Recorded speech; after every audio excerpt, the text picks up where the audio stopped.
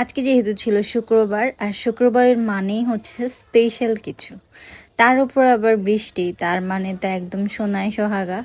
তো এই জন্যই বাসায় আয়োজন করেছিলাম সাদা খিচুড়ি আর হচ্ছে ভর্তা, মাছ ভাজি, আর সাথে হচ্ছে মুরগির মাংস ছিল। তো আমি একে একে আসলে খাচ্ছিলাম, তো এই জন্য এভাবে দেখাচ্ছি যে ভর্তাগুলো দিয়ে প্রথমে শুরু করেছি।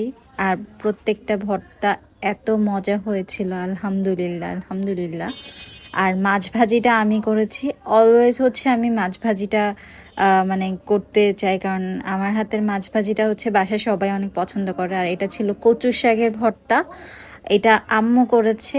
এটাও অনেক মজা ছিল, আসলে ফার্স্ট টাইম আমি ট্রাই করেছি। আর লেবু দিয়ে হচ্ছে খাচ্ছিলাম, কারণ কচু শাকের লেবুটা হচ্ছে অনেক বেশি ভাল লাগে টক টক ফ্লেভারের জন্য। আর এরপর একদম শেষে ছিল মুরগির মাংস ঝোল করে কষানো রান্না করা। তো এই ছিল আজকের লাঞ্চ।